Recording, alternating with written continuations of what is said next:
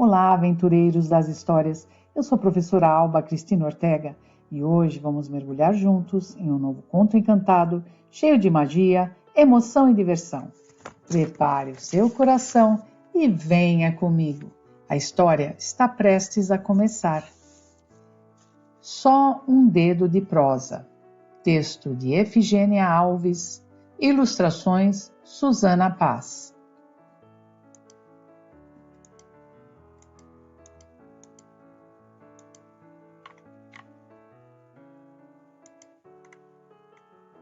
Com a morte da avó, neto e avô foram mexer nas lembranças guardadas numa caixa marrom escura, amarrada com fita amarela, já desbotada pelo tempo. O menino, 12º neto, foi o primeiro a entrar no quarto antigo, com olhar novo e buliçoso, como quem acena para o passado. O avô ficou na porta, com o olhar amarrado à caixa. Foi o menino que o desatou. Vô, o que tem nesta caixa? O passado, meu filho. O passado preso numa caixa?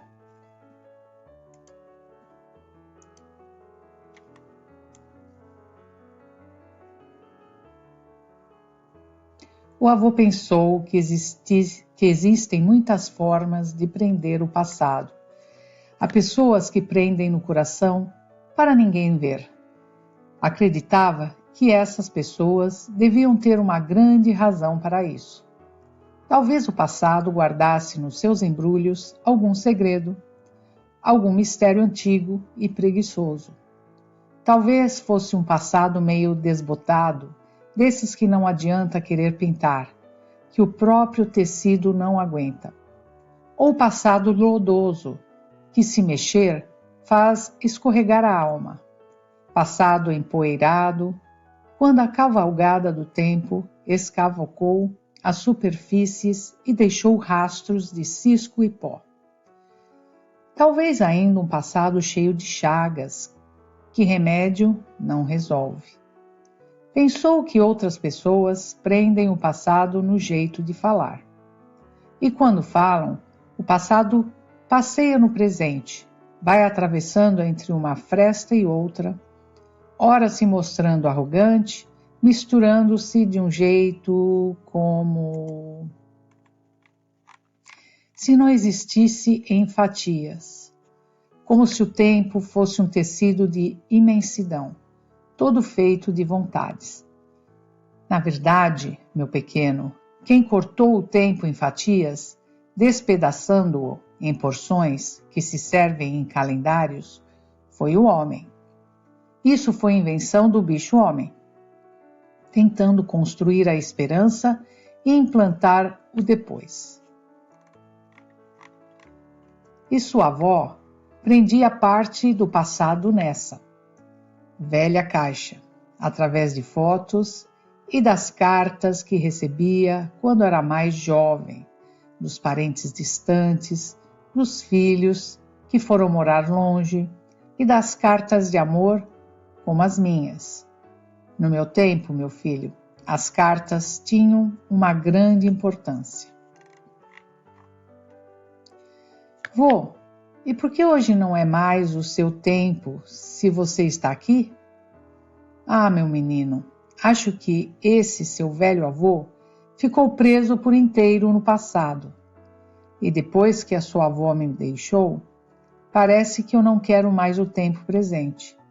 É como se esse tempo de hoje não me coubesse. Ou se cabe, me aperta.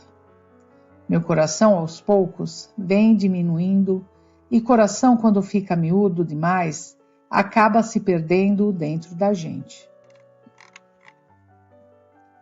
Agora venha, traga essa caixa para a sala, que está mais clara e tem lugar bom para sentar.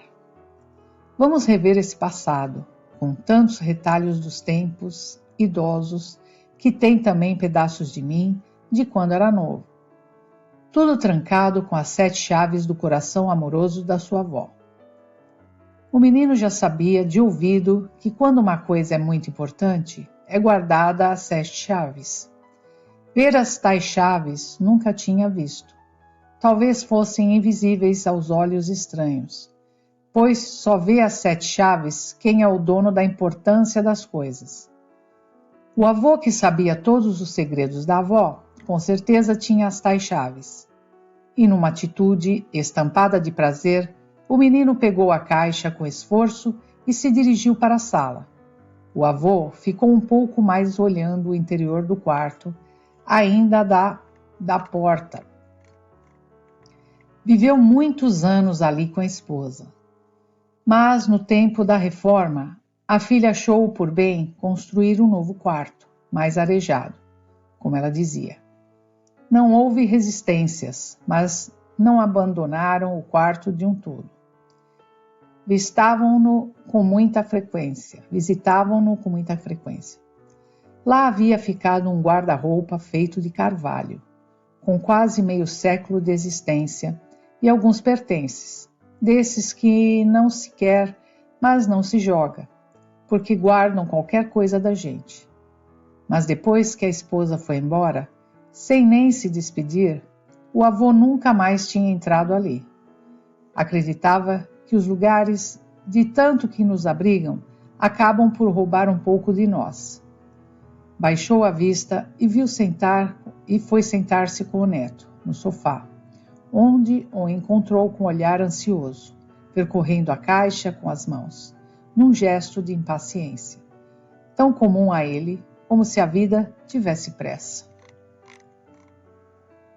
Vô, você disse que nessa caixa tem o passado. E de que serve o passado? Ninguém nunca me perguntou quem eu fui, mas me perguntam sempre quem eu vou ser quando crescer. O avô olhou quieto em direção à janela aberta, para a rua principal, onde as pessoas passavam, cada uma com seu destino nas preocupações cotidianas que cabem a cada um, ocupando seus lugares nesse tempo. E lembrou que, quando menino, de fato, todos perguntavam o que ele ia ser quando crescesse. De achar que já se nascia sendo, respondia o que quase sempre não agradava ao seu ouvinte. Então ficava imaginando que devia existir um lugar onde as pessoas iam buscar o seu ser. Ele não sabia o que queria ser, mas, na verdade, já achava que era. E ficava pensando que todos deviam ter a obrigação de ser alguma coisa, já que as pessoas se sentiam no direito de perguntar. Mas ser o quê? E o que aconteceria com quem não quisesse ser nada? O que era ser nada? Vivia cheio de perguntas sem respostas. Algumas delas envelheceram com ele. O neto já estava pronto a falar quando recebeu o olhar do avô, acompanhado de uma voz mansa. Talvez por se preocuparem tanto com o futuro, esquecessem-se do presente e a vida vai passando apressada. Nós carregamos o passado. Ele nunca passa definitivo. Você ainda é muito menino, mas há de compreender que aprendeu a andar no passado, e ainda hoje, esse seu passo o serve. O avô ficou pensando nos tempos de menino, quando o ano demorava a passar e a vida não tinha pressa. Andava bem devagar, feito lesma em tempo de desânimo. E chegava mesmo a descansar debaixo dos mangueirais ou ficava entretido nas brincadeiras da infância. Mas a vida é mesmo assim, passado, presente e futuro se misturando, confabulando sobre convergências, se praticando em campos árduos ou férteis da existência. O tempo anda por esses caminhos, e quem desconhece essas veredas pode tropeçar em qualquer amanhã e cai dentro de si mesmo.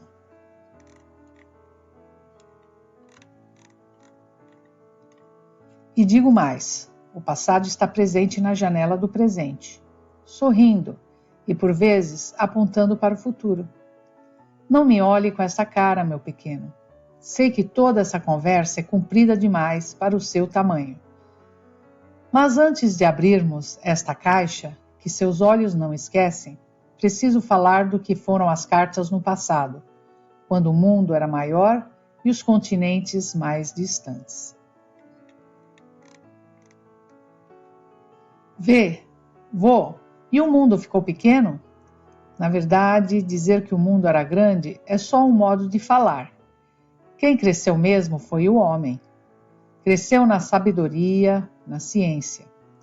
Projetou o avião, que reduz as distâncias e construiu janelas de ver o final do mundo. Quando eu era do seu tamanho, pensava que o mundo era tão grande que não tinha fim, e eu tinha medo dessa imensidão. Preferia ficar no meu quintal. Depois os homens foram me mostrando todos os cantos, trazendo o mundo para perto de mim. E eu continuo com medo do mundo.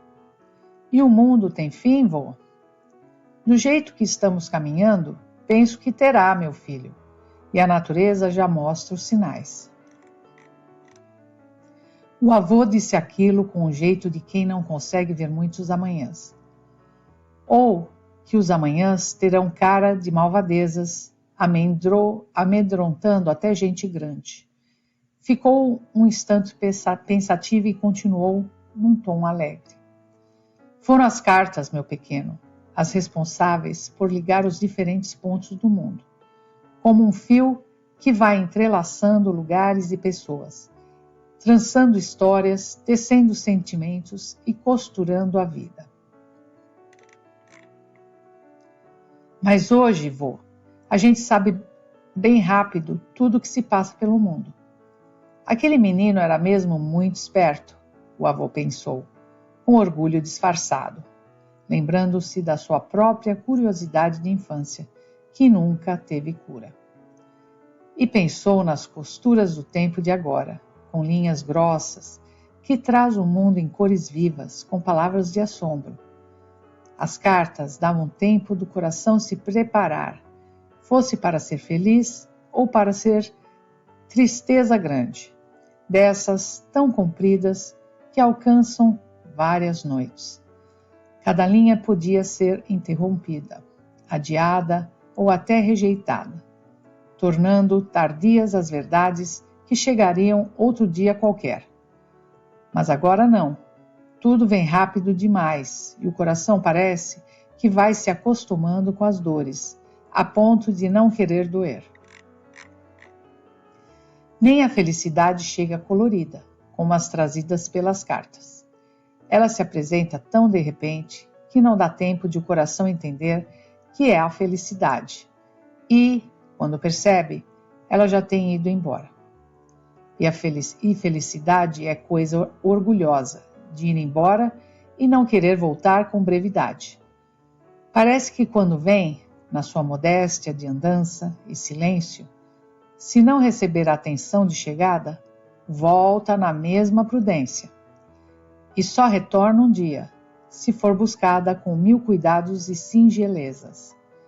As costuras de agora, com linha grossa, confundem a vista e vemos sem enxergar. E o mundo vai ficando pequeno e confuso. O tecido também estontece o olhar, de tanto que brilha sem precisão. E disso os olhos apontam, mas não avistam. Pois bem, menino, cada tempo tem seu modo de unir os pontos, de costurar a vida. Um dia desses, reli uma carta das mais bonitas que já vi, de um homem que usava as palavras com tanto zelo, que pareciam acender no leitor uma luz que alumiava por dentro. Vô, esse homem das palavras que alumiavam deve ter aprendido a ler e escrever bem cedo, igual a mim. Como era o nome dele? Machado de Assis. Com certeza a sua professora conhece. Ele escreveu essa carta para Nabuco, um amigo, falando da ausência da esposa, Dona Carolina, que fez que nem seu avô, que fez que nem sua avó, mas era o jeito de dizer, que era bonito. Um assunto triste, falado com boniteza.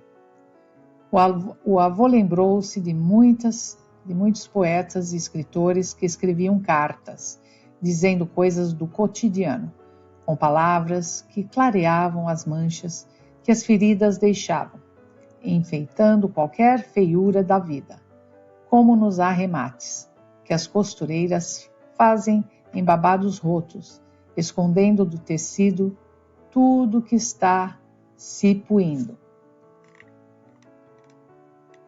O menino manifestou uma certa impaciência, como se não estivesse mais tão interessado no assunto. Talvez nem escutasse direito o que o avô dizia, já com as mãos na fita amarela. O menino teve sua atenção assaltada, com uma pergunta solta, feita como sem propósito. E Getúlio Vargas? O menino nada disse, mas olhou, relampejante, meio boquiaberto, esperou que o avô continuasse, o que não tardou. O país inteiro parou para ouvir a carta deixada por Getúlio Vargas, quando decidiu errado que não queria mais ficar aqui. Por que decidiu errado? Porque não querer mais ficar aqui na Terra é sempre uma decisão errada. Deixe que a natureza decida o dia da partida, mesmo que sempre achemos que ela nunca acerta. Naquele momento, o avô deixou o olhar distraído por instantes. Ele próprio discordava da natureza, que decide sem nada perguntar, como um juiz absolutista que desconsidera a corte de jurados e sentencia o destino. A morte era assim, uma espécie de juiz tirano, tirando a vida das pessoas a qualquer tempo da existência. Lembrava-se de muitas pessoas com planos cumpridos, condenados a encolher os sonhos, no sono do qual ninguém se acorda. E não foi assim com a esposa? Ela que da colcha de desejos que bordou ainda tinha muito a ver. E sem que ninguém desconfiasse do nascimento da madrugada, veio o ditame sem tempo de falas ou gestos, carregando-a por outros caminhos. A carta de despedida foi lida para muitos brasileiros e ainda hoje está guardada. Vô, parece que não gosto de carta de despedida. Me fale de carta de chegada.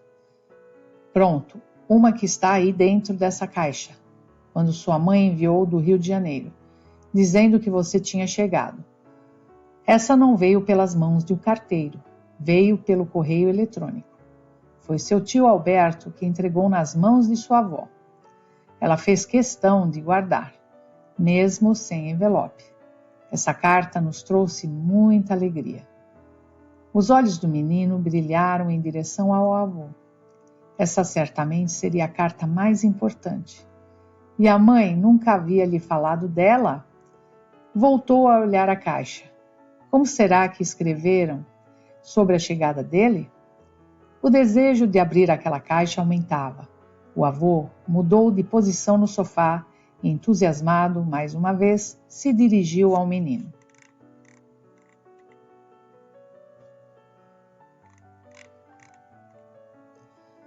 O Cavaleiro da Esperança ficou triste quando recebeu a carta de Olga Benário, sua esposa, vinda do campo de concentração de Ravensbrück, quando o mundo alemão tinha um dono que queria ser dono do mundo. Vô, por que campo de concentração? Às vezes a professora pede concentração para fazer uma atividade. Existe um lugar especial para a gente se concentrar? O avô aprendeu a ler e escrever muito cedo com a mãe. Quando foi para a escola, já sabia muita coisa. Era de fácil concentração. Bastava seguir o pensamento e se desviava dos outros caminhos. Gostava das perguntas do neto. Ele tinha herdado a sua curiosidade incurável. Menino, uma mesma palavra serve para muitas coisas. Aprendi isso lá pela meninice, quando minha avó disse que meu primo havia feito obra no quintal. Fui com ela e vi que a obra não era tão grande. Enquanto apanhava a vovó, me falou da importância das obras para adubar a terra. E numa das tardes da minha infância, depois que cheguei da escola, meu pai me chamou e disse que ainda queria me ver formado, fazendo grandes obras. Foi nesse tempo que descobri que as palavras ocupam muitos espaços no mundo, e o que dizem depende do lugar onde elas se assentam. Então, concentração pode ser um momento em que nossa mente fica agarrada a uma só coisa. Mas, quando muitas pessoas se juntam num lugar, também podemos dizer que elas estão concentradas ali. E por que a mulher da carta estava concentrada nesse lugar que você falou? O avô ficou um pouco incomodado. Arrumou-se novamente no sofá, fez um carinho no neto para ganhar tempo. Precisava pensar um jeito de explicar essa história tão medonha. Achava difícil fazer uma criança entender uma coisa que nem gente grande compreende. Qualquer resposta impensada podia gerar outras perguntas com respostas que mostrassem a outra face do homem, que criança não precisa ver. Sabia que as pessoas se concentram em um lugar para muitas coisas, como se divertir, lutar pelos seus direitos e às vezes porque não os têm mais. Nesse campo de concentração, tinham várias pessoas prestes a perder o último direito e o mais sagrado. Mas como explicar uma história dessas para um menino? Já estava arrependido de ter falado, mas agora era tarde e o menino olhava exigindo uma resposta. Às vezes você faz pergunta difícil.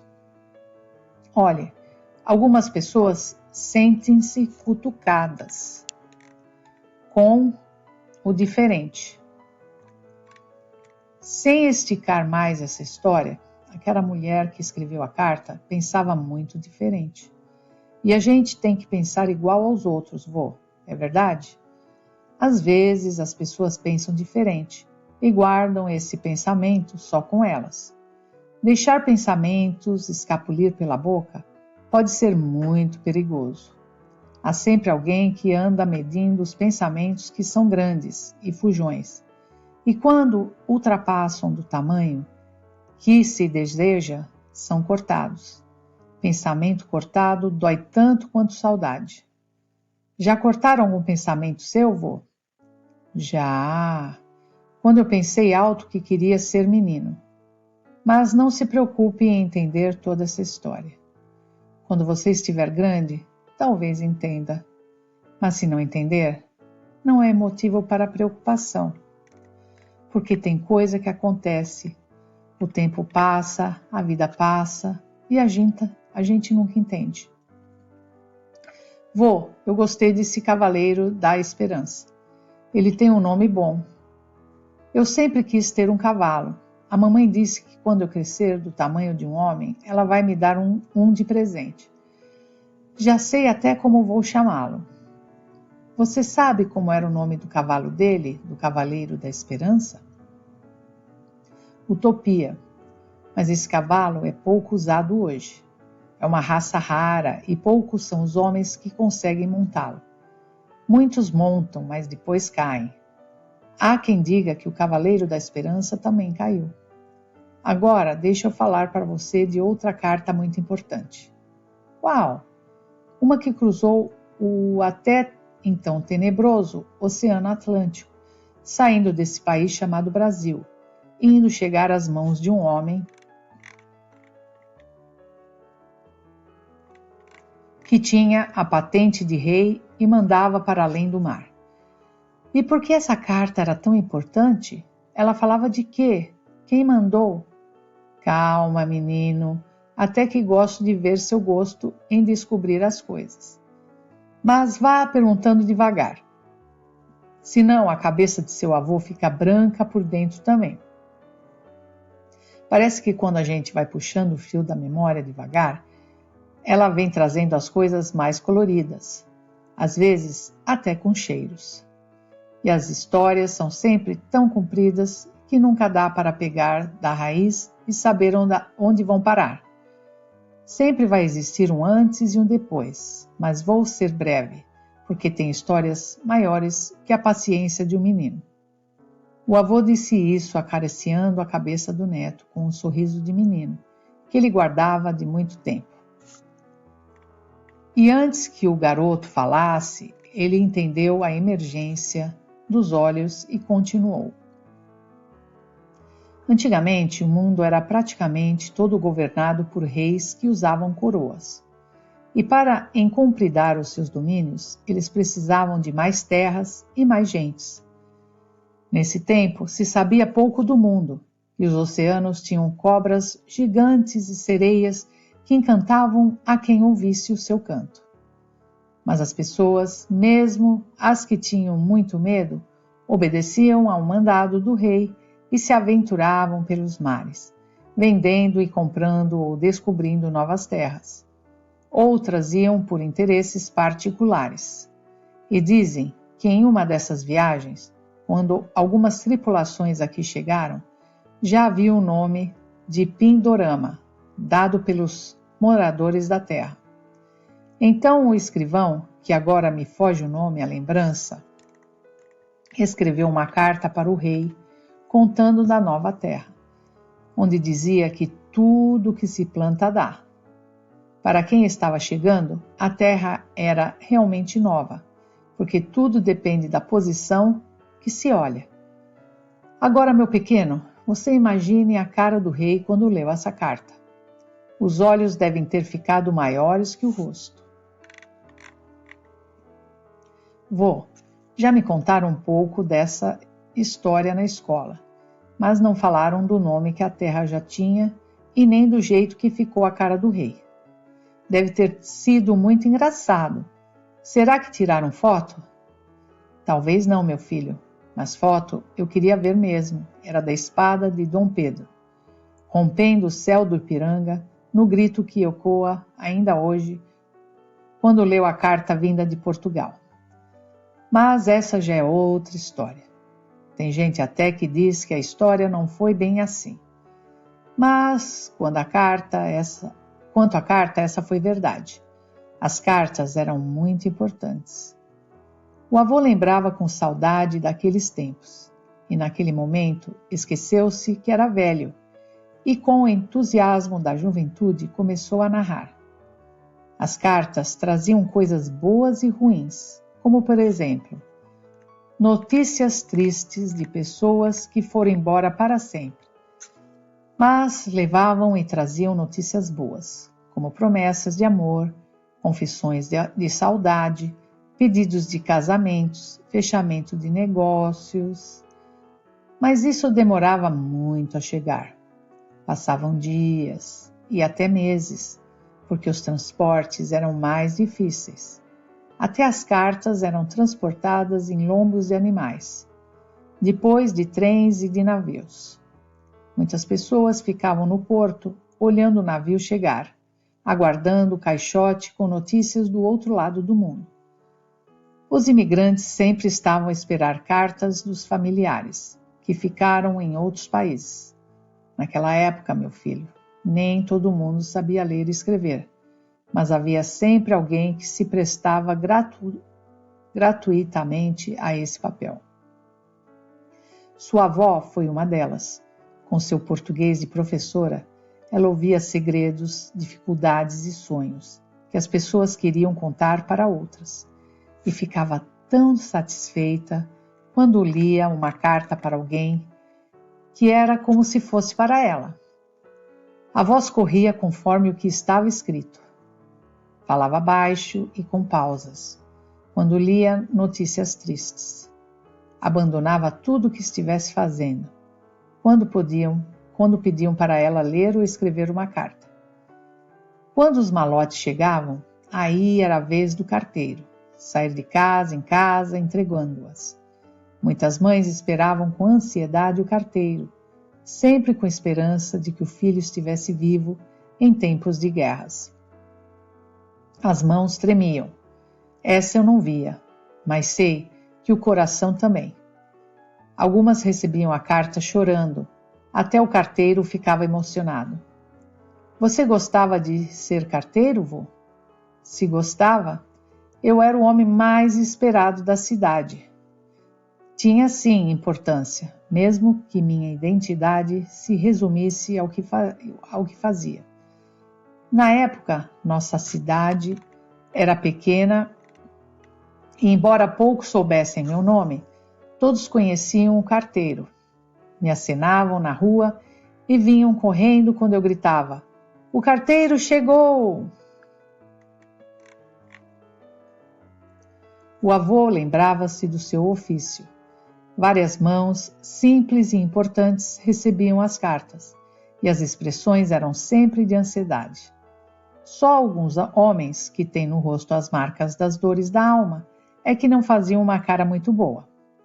Esses olhavam o envelope, viravam, conferiam o destinatário, viravam novamente mirando o remetente.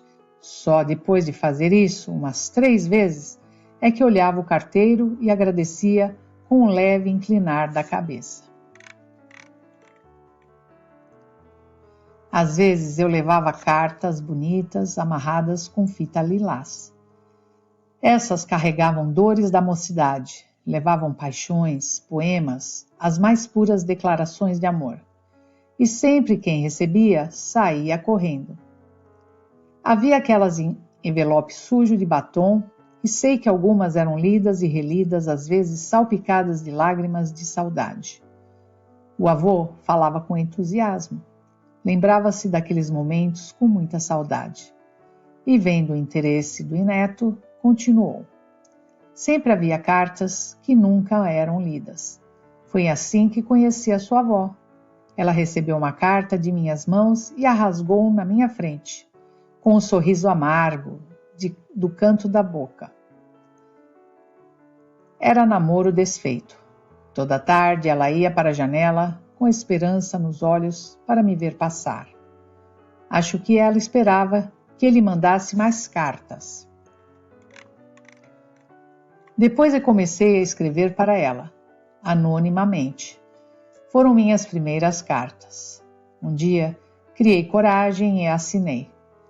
Quando os pais a mandaram estudar na capital, as cartas iam costurando o nosso amor. Estão todas aí, bem abaixo de sua mão. Hoje, meu filho, tudo está muito diferente. As cartas são poucas e quase já não chegam pelo correio. Fico pensando qual a importância de um carteiro nesse tempo de agora. Porque não tem coisa mais sem graça do que um carteiro sem cartas. Deviam mudar de nome para entregador de papel. O menino passou um tempo de olhos atentos. Parecia nem lembrar mais das cartas. O pensamento se ocupava de um plano para ativar a memória e o interesse daquele querido carteiro, que levou e trouxe cartas importantes dos mais diferentes assuntos.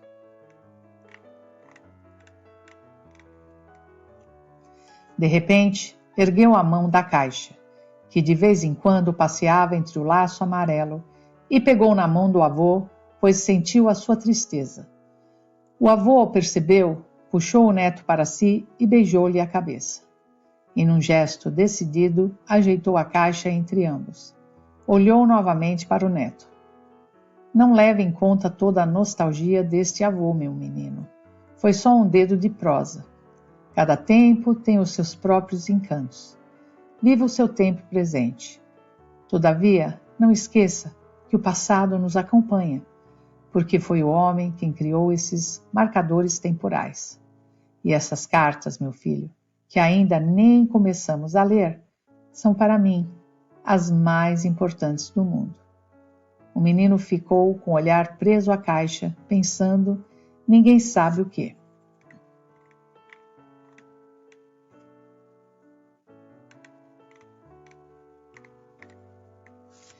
E aí, gostou dessa aventura? Então curta, compartilhe e se inscreva aqui no canal para ouvir muitas outras histórias incríveis.